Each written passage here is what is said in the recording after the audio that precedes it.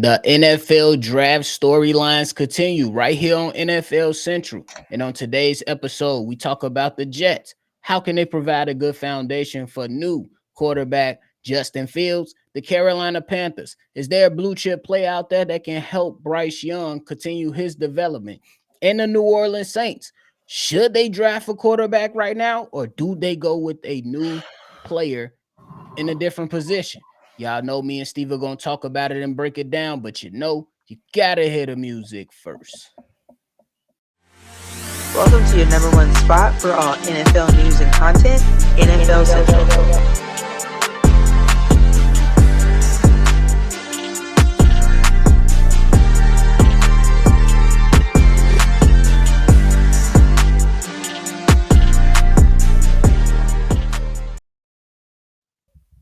What's going on, ladies and gentlemen? Welcome back into another episode of NFL Central, your number one spot for everything NFL. I'm your host here, Bobby, joined by my host, Stevo. So y'all already know, if y'all locked in, make sure you hit that like button, subscribe to the channel, and hit that notification bell as well. Stevo, what's the word?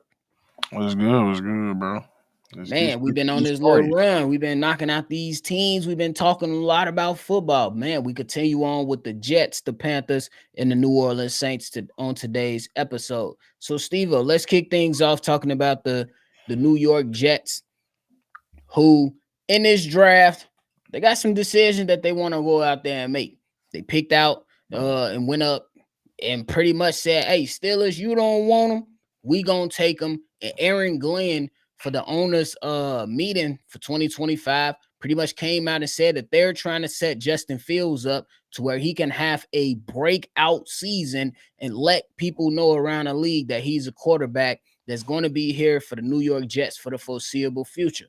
So, Stevo, let's talk about the Jets and this upcoming draft, bro. Do you think that, number one, what do you think about the comments? Because we didn't get your comments on Aaron Glenn pretty much saying Justin Fields has worked his tail off this season. He set himself up for a breakout year. And how do you think the New York Jets can set Justin Fields up for the foreseeable future, bro? First of all, that coaching staff that he's putting together got to be A1. Now, me personally, I haven't did a deep dive into his whole staff. I'm sure some people that are from Detroit following him. A couple people that we didn't take has followed him over there, and I did hear a couple of good names over there. So I feel like that's the most things I've been asking from Justin. We already knew some of his liabilities when he came into this league, and with that being said, I knew you have to get people that know what they're doing and know how to teach them correctly to get those things under correction, so you can have it in the near future, so it can turn into something in the positive. But to make it better from a GM standpoint and from a right now standpoint, we know he takes a long time to process things. So what that means, you gotta pay attention to that line. You gotta beef up that line, and most importantly, in that pass protection. And that's why I feel like there's mainly one name I'm looking at, and it's somebody on that O-line. You need to be looking at that O-line in this next draft. I agree with that, bro. For the sake of letting everybody know, the New York Jets, they are picking 7th in this year's draft. And a guy that has been mentioned to go to the New York Jets is Amar Mimbow, who I think is a hell of a lineman, who is very versatile in his approach, who can give the New York Jets a lot of stability on that offensive line. We've seen them go out there and pick up guys like Olu Fashanu from Penn State from this past year's draft. And I think that, to your point, you got to continue to go out there and help Justin Fields be able to have some time in that pocket, because I told people on yesterday's episode that we got a firsthand look at Justin Fields, being Chicago Bear fans, but also still loving this league and loving this game, that Justin Fields, his deep ball accuracy is up there. He's up there. He's gonna be able to throw the ball down the field. However, is that we've seen the Chicago Bears and our team, who we root for, not when outside of talking about the whole entire NFL, we've seen them kind of, you know, if we calling it what it is, not really support him with the offensive line that was necessary for a guy that needs another second or two to process what's going down the field. He's not going to be a quick processor that's going to be 1, 2, 3 on hit that back foot and let it ride. You're going to see some plays like that, but you're not going to see it at a consistent basis. That's why if you are looking for a way to establish a good foundation for Justin Fields with that first round pick being as high as it is, you have to take the best lineman available to go Yep. out there and help Justin Fields be able to thrive. Because if you're looking at the free agency moves that the New York Jets made, they made a lot of moves, not so many moves on the offensive line though. They went out there and got some couple pass catchers and tight ends and wide receivers. You looked at some defensive tackles, some safety, some corners and stuff like that. But in this draft, you got to go out there and get this young quarterback some good solid foundation pieces on the offensive line who's going to buy him some extra time to allow him to be able to move the ball down the field. Yeah, yeah. Ahmad was my guy. He played. I think he got your left tackle for the future. You just got to build on him, build up his confidence, work on some things. When it comes to that, he's a right tackle through and through. He played majority, I think, 3 years of his Mizzou. He was a right tackle. So, and like I said, I like he can play. I think he has some capability to play guard. If it's not something you want to immediately put him at right tackle, you can put him at some guard as well. He's like you said earlier. He's one of the most versatile guys on the O lineman. So yeah, I think this is the guy they should be going to. That was my pick for him. For sure. Now there are some mock drafts that are out there, while we scouring the landscape and looking at different things that have placed wide receiver from Ohio State, Emeka. Oh my God, I ain't gonna butcher his last name. Sorry, y'all. But the wide receiver out of Ohio State, Emeka, and pretty much got the Jets drafting him early with the 7 pick. If the Jets was to go that route, Stevo, what will be your initial thoughts? Obviously, we can't go through it right now because it hasn't happened, but just try to look in the future a little bit. How would you feel if they selected a wide receiver at 7 instead of going offensive line? It's stupid because not only is it stupid, he not even like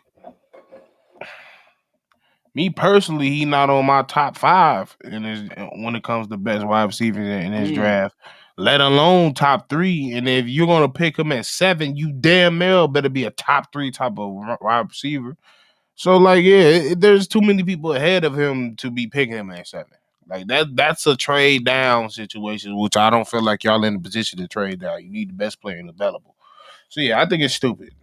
It's stupid for 2 reasons. It's stupid for you be picking him at his caliber. 2 is stupid for the position you choosing. You don't need to be drafting a wide receiver more than an O lineman right now. Yeah, I agree with that, bro. I understand that everybody wants to live in the moment and have that Justin Fields with Garrett Wilson type of connection be, relevant right now because you picked up a guy like Justin Fields and you seen why during his collegiate career he thrived with a lot of those Ohio State wide receivers. But to your point, it's absolutely unnecessary and stupid to go out there and draft a wide receiver with the 7th overall pick in the first round, and you know that you need an offensive line. And like, just to add on and just to draw back and look back at what transpired last season, Aaron Rodgers, look, don't get me wrong, I have my doubts and all that stuff about Aaron Rodgers because I think virtually he's been mid as shit for the last 3 or 4 years. But a guy with that type of talent, if he had a better offensive line, maybe you do rewind the time clock to get a better version of Aaron Rodgers if your offensive line was built properly or built better or was Yeah. able to perform better, you know what I'm saying, than what they have done years past. So I think that, to your point, it is stupid, and honestly, it'll be It hurt malpractice you. if you jump too soon for that. It hurt you. That's a pick that could set you back for years. Oh, I ain't mad at that, brother. I ain't mad at that. Cause I like we seen firsthand that this man, Justin Fields, we talking about, is that he's gonna come out there and he's capable of making some incredible off script plays with his legs, but we know that only gets you so far. You gotta still be able to, you know what I'm saying, hit your 3-step drops, your 5-step drops, and be able to sling the ball down the field to get your team in good position to score points. It's not just gonna have to be on the legs of Justin Fields, because on the legs of Justin Fields, the Chicago Bears only won 7 games the last time he was in a And Bears he didn't uniform. play every game either. He was hurt. Exactly. So injuries come into play with that and all that. So yeah, if you the New York Jets, you got to make sure that the foundation up front is good That's enough the for number Justin one. Fields. Outside of coaching, that's the number one. Facts.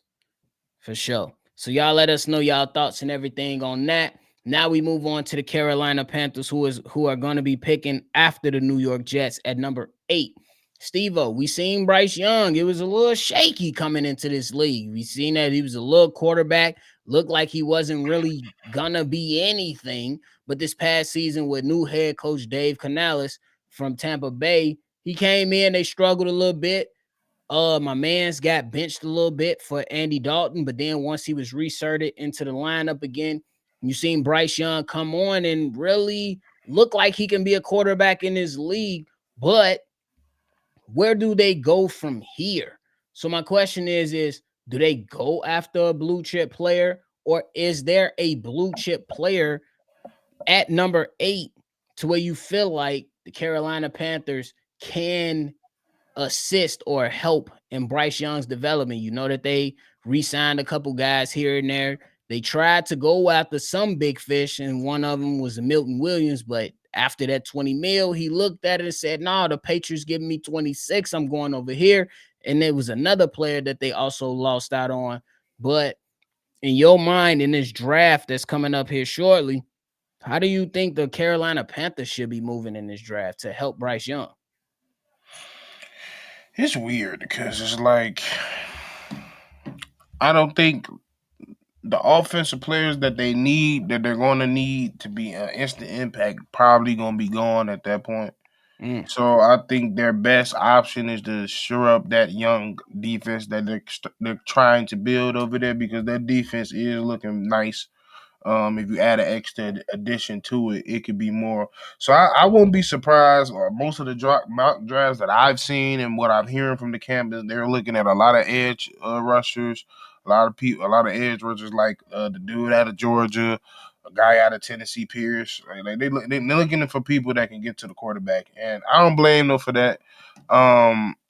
I don't think, like I said, on the weapon side, because I think that's now what they're really starting to look at. Of course, they can beef up the O line just a little bit, but I think they're looking for weapons outside. I like a tight end is just too big of a swing right now. A running back is too big of a swing right now. And then, like I said, the linemen that they would want probably gonna be gone. Like, I mean, don't get me wrong, they could go get like a Josh Simmons or a Kelvin Banks Jr. of that sort, but I think they're leaning towards somebody of an edge rusher type sort. I think you're right on the money, bro, because the head coach, Dave Canales, he pretty much came out and said that. And this is an offensive minded coach. Like, he's not a guy that's a defensive minded coach, but he did come out early during the owners' meetings, you know, that's kicking off this week, and pretty much said we got to shore up our defense to make sure that that's a good foundation for our young quarterback. And I'm not mad at that. I understand that there's going to be a lot of pushback or some people that's a part of the Panthers fandom that say, hey, we got to go out there and get the best offensive talent. We got to do this. We got to do that. But you seen some steps forward from this young quarterback, and he, quite frankly, helped you remain in some games down the stretch. It wasn't beautiful the whole entire season, but to the point, you got to be able to slow other teams down and then allow your quarterback to take over and thrive and take those developmental steps forward to where you can help your team win football games. So I think that if you do have an opportunity to go out there and get a defensive player that can potentially come in and be a game changer, you have to take that bite at the apple. And when you look at the wide receivers, I do still think they need a little bit more there, because Adam Thielen Yes, he's one of those older guys. He's gonna be able to give you a little something, but it's not gonna be that very dynamic. Xavier Legette is a part of that team as well. Contrary, but you know what I'm saying? But right now, I don't think you have to reach in the first round and draft another wide receiver when there's so many wide receivers and so many other skill positions, especially with the wide receiver depth that's going to be available to you in the second and third rounds, the tight ends that are going to be there, the wide receivers that are going to be there. You go out there and you get the best defensive player that's available to help shore up that defense, because y'all they just paid that money to my man JC Jackson. Y'all gonna have to help out with that. Horn. Oh, is it Jackson? Horn. Yeah, Horn. So I think you right on the money with that. And the head coach is pretty much saying that they need to shore up that too. So how we gonna pretty much sit there and try to negate what he's talking about when he's the leader of the team? Mm-hmm. So what is there anybody that you think that's out there that you can see? I mean, that makes sense for them. 100%. They could reach for T-Mac, but to me, that's a reach. Yeah. But if if that's gonna be somebody off your board, Golden or Mac should be off your board first. If you're a wide receiver, if I'm them, I'm probably looking at Golden. Mm-hmm. But besides that, I don't think they looking. Like I said, I don't think they looking at tight end. They could get a tight end in the second or third. And like I said, you gonna someone reach for a wide receiver this early, it better be T-Mac or Golden, mainly Golden. How much pushback do you think there's gonna be from new tape coming out on T-Mac saying he don't watch film? Because as a person that loves the game and a person that think that watching film is essential to your development, I think that's a bad look. It's a bad look for me because when he said it, I wasn't surprised because I was like, "Yeah, your tape shows that you don't watch your own tape." Like I've already, a lot of people was getting mad at Steve Smith for what he said about it. I'm like, he ain't lying. Like this dude is not where he should be at the size and the capability and talent that he has. Like that, right? Like if I had to give him a comp, he's a worser DK. And mind you, and that's minus the physical capabilities that DK had. He's not as fast as DK. He's not as strong as DK. He built like DK. He 210. Right. Like he a good jump ball 40, nice jumper and go get the ball and high point and all. But when it comes to developing his route tree and shit like that, it's much to be desired. And then like he said, if he knows he probably not getting the ball, he's not running his best route. That's bad. And that's terrible. That's bad. And people don't realize how much that fucks up everybody else. Yeah. Because I think that a lot of people fail to realize, even though if you're not getting the ball, that all 11 men on the field still matter. And we're paying attention to that. Exactly. People are still paying attention to that. If you're not going full speed or giving full effort on a route and your route is a go route and you supposed to, and your coach tell you to sell it to the outside, if you're not selling to the outside, you just got a safety that's back there that's just like, okay, whatever. I'm about to drop up on this other side, cheat a little bit, and this is a potential pickoff going the other way because they know that you're going to give lackadaisical effort. It's just kind of like, and it just kind of sounds like with George Pickens, talented as hell. And you see when the ball is not going his way or when things are not going his way, he gets frustrated and you see minimal effort on certain routes. You see other guys on the opposing side just kind of cheat off of him and they are able to impact the game in other ways. That's why we call it the ultimate team sport, because people are supposed to do their damn job regardless if you have the ball in your hands or not. Yep. You gotta sell the play and go and run the play how it's designed to be run, just so you can free up that slot receiver, just so you can get that tight end open in the flats or catch that running back out of the backfield so you can pick up some more extra yards on whatever play it is. So to your point, makes 100% sense for me. For sure. But time to move on to the New Orleans Saints. The New Orleans Saints, bro. We've been talking about New Orleans Saints offline for a minute now about their cap hell and their situations and all the things, different Well, things. what's crazy is they not even the cap hill no more. Yeah, Like they they kind of they got solved those issues. yeah. They kind of fixed those issues. But now new head coach Kellen Moore heads over there and down there. There's been some rumblings that Shador Sanders can potentially slide down and be in the black and gold. I would love that. I ain't gonna lie to you. But if you go and follow a lot of mocks, Tyler Warren is there, and they have the New Orleans Saints selecting him. Me personally, I keep it a buck with everybody that's right here. If the New Orleans Saints picking at 9, look, I'm not sold on Derek Carr. Derek Carr is a C plus quarterback, B at the best. Like, and that's not a quarterback that you want to sit over there and say that, hey, he gonna go out there and do whatever you got to do. Man, if it comes down to Shador Sanders being there, Tyler Warren being there, you take the damn quarterback all day, every day. Simply because if you get him, let's say a Shador Sanders or a Jackson Dart, and you allow him to learn behind a Kelly Moore, bro, I think that'll be tremendous. And you can allow Derek Carr to go out there and just go ahead and have one more year, and then you have a Shador step in, you have a Jackson Dart step in, and potentially be able to take the reins for the foreseeable future. But it's not the only route that they have to go. I say that. What say you, Stevo? Quarterback or Tyler Warren at number 9 for the New Orleans Saints? If the quarterback did get the quarterback, because that's y'all biggest concern. Um, I feel like based on the history there, Shador is he's a Saint type of quarterback. Mm. He's a taller. If he ain't exactly Drew Brees, but he's like a taller version of Drew Brees. Don't got the strongest arm. They win off precision, knowing the game, being accurate, good feet, and stuff like that. That's kind of what the fit down there is. So if they go over there and do it, go ahead and get that. I also feel like they can also look at defense as well because the defense they do have them is old as hell, and also on their way out. Uh, they got. I mean, Cam. I understand why they gave Cameron Jordan re-signed him. That he didn't resign to a monstrous deal either. He took a massive pay cut, which is kudos to him. Like, but I think they should look at edge slash linebackers in this. Demario cooked. Demario done. I think he 34, 36 years old. Mm-hmm. He started to get a lot of injuries under his belt.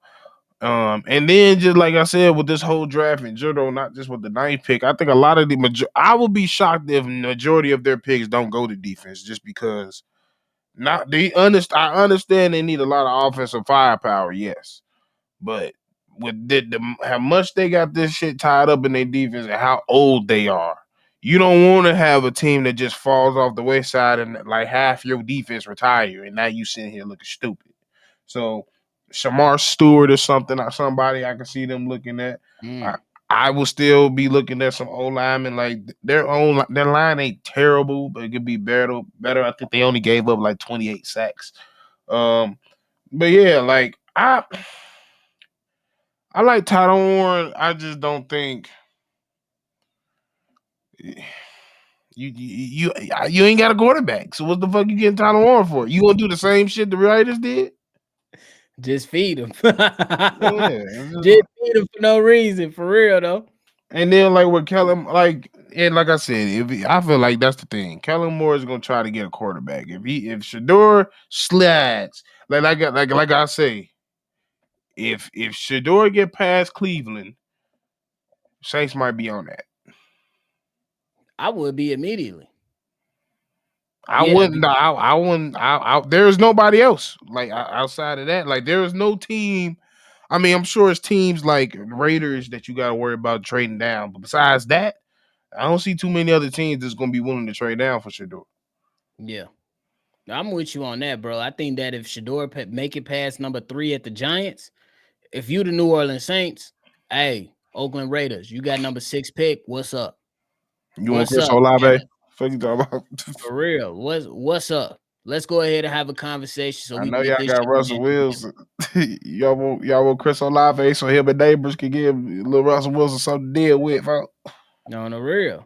I think that's a hell of a way to go, bro. And I think that You got to start planning for the future. To your point, after that, after trading up for potentially going to get Shedeur Sanders, I think that New Orleans Saints, you got to attack the defense because to your point, they old as hell on the defensive side of the ball.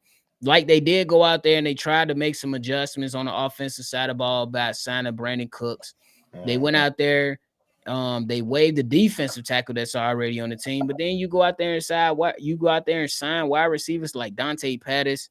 You pick up a defensive end and Jonah Williams. You sign Vegas Jones, Stevo. So did V12. Hey, yo, if y'all don't see the logo on my hat, we know all about Vegas Jones. I'm just telling you right now. But I'm just saying, you got to go out there and if you're going to go out there and you're going to try to have positional pieces to go out there and make a difference for you, like a wide receiver, like a tight end or a running back, you got to have a quarterback that's competent enough to throw the damn ball to him or at least give him the ball. I'm not a big fan of Derek Carr. I love the grit. I love what he was able to, you know what I'm saying, try to eclipse in Oakland and then Las Vegas. But it's just been underwhelming for him outside of maybe 1 or 2 years. It's been very mid from him. So I would, man, if you got an opportunity to go out there and get you a quarterback that you believe in, you take the quarterback, and then after that, to Steve-O's point, you go out there and get young on that defense. Get Jalen Walker. Yeah. I ain't mad at that. That's why I say, like, get Jalen Walker. Go get Will Johnson. Yeah. I ain't too mad at that, bro, because I think that right now going just strictly for a tight end, especially at 9, that's a bit too hefty for me if I'm the New Orleans. That's a swing. That's a hell of a swing. Yeah. That's a 0-2 count swing. Yeah, bro. That's just one of those ones where you like, nah, what are we doing here? And I'll be looking at Kellen Moore like, okay, I'll be interested to see how the rest of the draft go. But that first round pick, if it's a tight end, I will say this though, and Will slide. I think that's gonna be the motherfucker to stop us. They gonna get Will. You gonna get to stay home too. Will Campbell. Yeah. Yeah, I ain't mad at that. Because you can still build. Because even if you're not so sold on the quarterbacks for this draft, if you build out a good offensive lineman and you look at next year draft, or if you want to say, look, I'm not a fan of any of these quarterbacks after Jackson Dart, or I don't even know too much about Tyler Show, but I know there's some analysts still trying to throw his name in there. But after that, it's like, it's a bit mid.